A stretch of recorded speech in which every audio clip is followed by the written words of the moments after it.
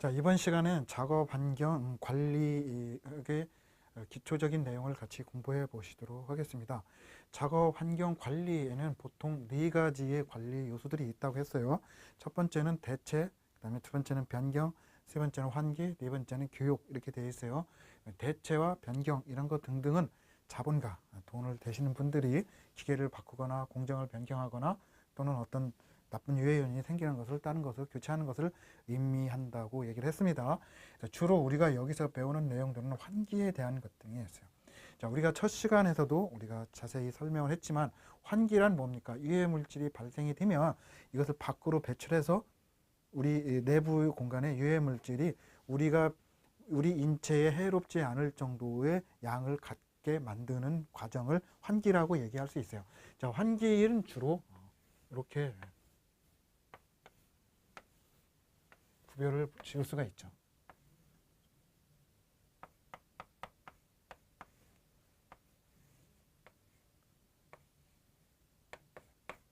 자, 이것을 우리는 후드라고 얘기합니다. 후드.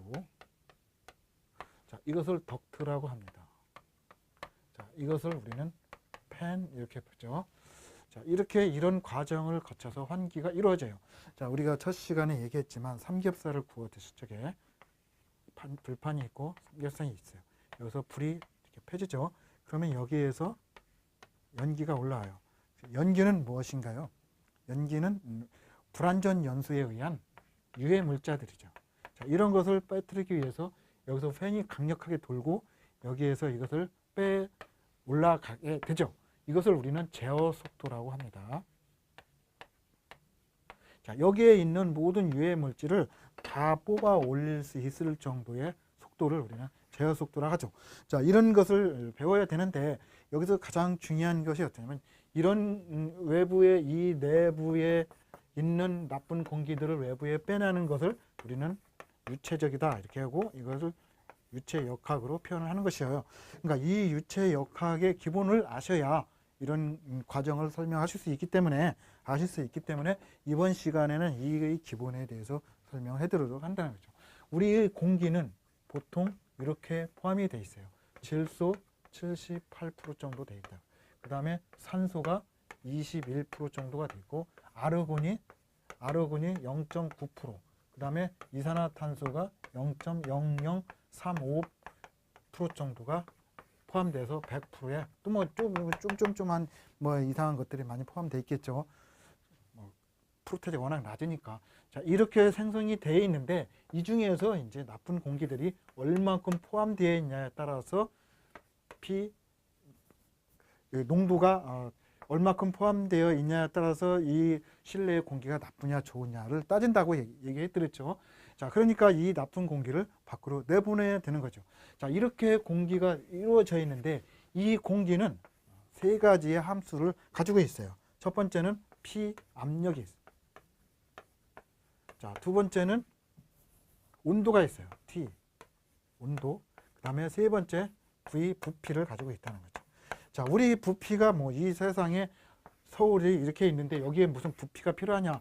이 부피 개념은 의미가 없어요. 우리가 실험식에서 따지는 부피는 첫 시간에도 얘기했지만 자, 여기 1m, 여기에 1m, 높이 1m의 공간 안에 들어있는 공기를 나타내는 거죠. 자, 그래서 이것을 부피라고 얘기한다는 거예요. 자, 여기를 지워버리면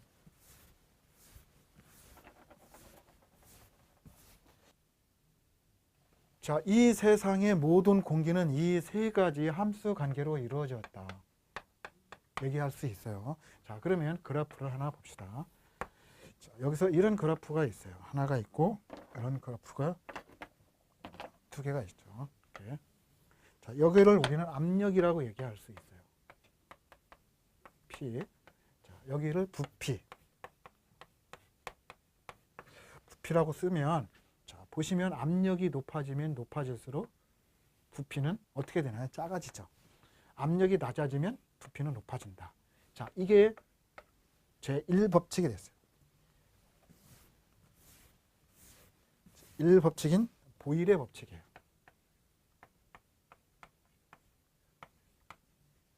보일의 법칙은 뭡니까? 압력이 높아질수록 부피는 작아지고 압력이 낮아질수록 부피는 넓어진다. 그리고 부피와 압력은 반비례한다. 이렇게 얘기할 수 있다는 거죠.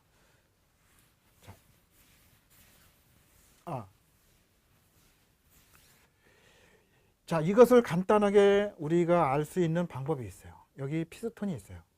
자, 피스톤 블럭이 있고 여기에 피스톤이 이렇게 있었죠. 자, 이것이 두 가지 운동을 하는 거죠. 여기까지 피스톤이 내려왔어요. 자, 압력이 어때요? 엄청나게 높아지는 데 반해서 이건 어떤가요? 면적은 적어지죠. 자, 이 원칙이 바로 보일의 법칙이에요. 자, 두 번째는 그렇죠. 자, 두 번째는 샤일의 법칙이 있어요. 자, 샤일의 법칙은 온도를 가지고 얘기하는 거예요. 자, 온도가 여기에서 이만큼 높아졌어요. 높아지니까 여러분 어떤가요? 면적이 점점 커지죠. 자, 이 샤일의 법칙은 온도가 높아질수록 부피는 커진다. 이 법칙이죠. 자, 여기서 똑같은 내용. 여기에서 우리 자동차는 내연기관은 다 이걸로 유리가 유지되고 있어요. 여기서 특히 말하고 싶은 건 디젤 기관을 여러분이 디젤 차량을 탄다고 하십시다. 디젤 차량을 타면 디젤 차량에는 점화 장치가 없어요. 여기가 압축이 되면 여기에서 온도가 엄청나게 높아서 자기 스스로 터지는 거예요. 그러니까 어떻습니까? 압력이 엄청 높아져서 온도가 높아지니까 부피가 커졌죠? 이렇게 따진다는 거죠. 그래서 샤넬의 법칙은 온도가 높을수록 부피가 커지는데 부피가 얼마큼씩 커지냐? 우리는 절대 온도라는 걸 따지게 되는데 절대 온도는 마이너스 273도씨예요. 마이너스 273도씨에서는 부피도 없고 무게도 없고 아무것도 없다라는 거예요. 빵이라는 거예요. 그래서 여기서부터 273도 플러스 0도는 섭씨, 이게 섭씨죠. 섭씨 0도면 부피가 22.4리터가 된다는 거죠. 자, 그러니까 여기는 이 부피는 온도가 1도씩 오를 때마다 1 플러스 273 1도씩 오른다는 거죠. 그래서 만약에 2도씨로 오르면 1 플러스 273분의 2도가 더 높아진다는 거. 자, 그러면 여기에서 따져봅시다. 273도에서 1도가 올랐어요. 영상 1도가 됐어. 그러면 여기에 22.4 곱하기 1 플러스 273분의 1을 해주면 이 부피를 구할 수 있다는 거죠. 자, 그래서 이렇게 쭉 하다 보니까 21도씨를 해보니까 21도씨를 해보면 1 플러스 273 플러스 21이 되죠. 곱하기 이걸 해주니까 여기서는 24.1리터가 나온다는.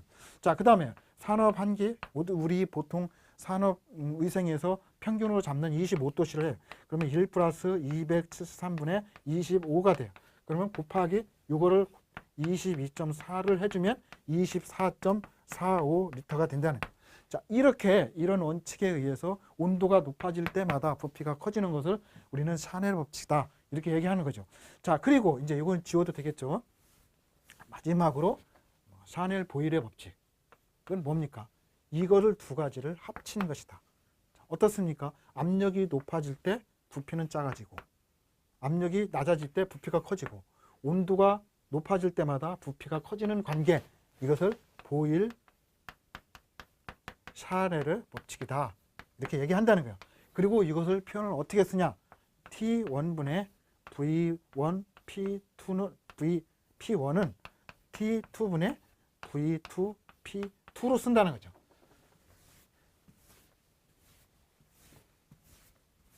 자, 이렇게 해서 두 가지만 알면 부피나 온도나 압력을 구할 수 있게 되는 거죠. 자, 여기에서 나온 법칙이 이상기체 방정식이 되겠어요.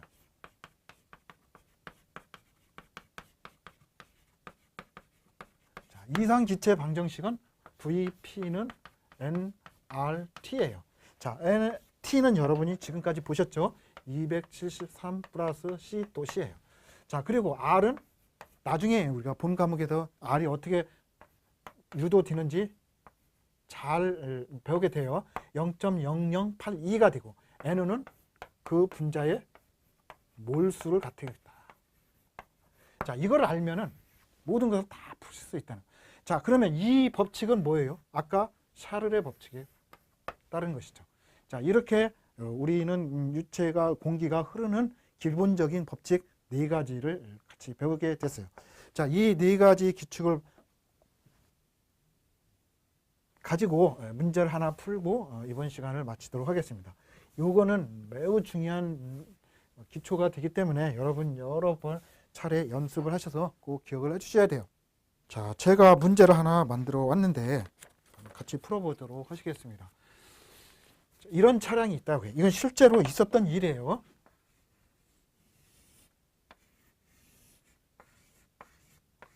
그다음에 이렇게 땅크로리가 있어요. LPG라고 썼던지 하여튼 이런 탱크로리가 있어요. 근데 이날 이 어떤 사람이 이 운전자가 이날 오랫동안 쓰지 않았기 때문에 문을 열고 이 속을 다 청소를 했어요. 이때 온도가 몇 도였냐면 청소 시 때 온도가 20도씨였어요. 10도씨. 자, 이렇게 하고 이제 여기 마개를 닫고 집에 갔어요. 근데 이날 저녁 때 온도가 15도로 밤에 15도씨로 떨어졌어요. 떨어지니까 이 사람이 아침에 와보니까 여기가 이만큼 쑥 들어갔어요. 푹 뭐에 의도 맞은 것처럼 이게 쑥 들어갔다는 거죠. 자, 이걸 이 사람은 이해할 수가 없어요. 왜? 이 법칙을 모르기 때문에. 이상기체 방정식이나 혹은 보일-샤를의 법칙을 알지 못하기 때문에 이 사람은 이것을 이해를 못해요. 근데 이상기체 방정식이나 보일-샤를의 법칙을 알고 있는 여러분은 이것을 푸실 수가 있다는 거죠. 자, 어떻게 푸는 거예요? T1분의 V1, P1은 T2분의 V2, P2 이 공식을 이용하거나 또는 여기 몰수를 알면 가서 대입만 해주면 뭐 바로 나오지만 몰수를 모르니까 이 공식으로 풀어보자는 거죠. T1은 뭐세요? 273 플러스 처음에가 20도씨였어요. 자, 여기에 V1은 부피는 1이었죠. 그 다음 P는 760 1기압이니까. 자, 이거는 T2는 273 플러스 15도씨예요. 그리고 이거는 X가 되겠죠. 자, 여기 1에서 이만큼 줄은 거예요. 곱하기 760이라는 거죠. 자, 이것을 풀어보면 어떤 공식이 나면 2.59가 되죠. 이거는 2.59는 288분의 V2의 760이 되더라는 거죠. 자, 이거 풀어보시면 이렇게 나와요. 저도 여러 번 풀어봤어요. 자, 그래서 V2는 이거죠. 혹시 X라고도 놔도 되고 0.98이 되는 거예요. 자, 그러면 0.98이 되니까 이것이 1에서 0.98로 줄어든 거예요. 이만큼. 그러니까 이 줄은 만큼은 얼마큼이 줄어드는 거예요? 0.02만큼 움푹 패였다는 거죠. 돌로 얻어 맞은 것처럼. 이 드럼에 만약에 철판의 두께가 5mm였다. 엄청나게 두꺼운 거죠. 만약에 이것을 우리가 물리적 힘으로 이렇게 두들겨서 깔려고 한다고 하면 이 0.02만큼 들어가게 하려면 엄청나게 큰 힘이 필요했을 거예요. 근데 사실은 이런 간단한 온도 차이 하나만 가지고도 이것이 이렇게 쭈그러들더라. 그러니까 이게 우리 자연 현상이 가지고 있는 거대한 힘입니다. 우리는 결코 자연 현상을 너무 무시해서 살아서는 안 되겠어요. 산에 가는데 무슨 저 설악산이나 지리산이나 한라산 가는데도 동네 뒷산 가듯이 아무렇게나 쉽게 생각하고 자연을 우습게 알면 굉장히 많은 해를 받게 되죠.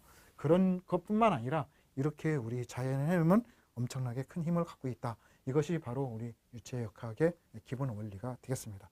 자, 이 시간 여기까지 간단히 마치도록 하겠습니다. 감사합니다.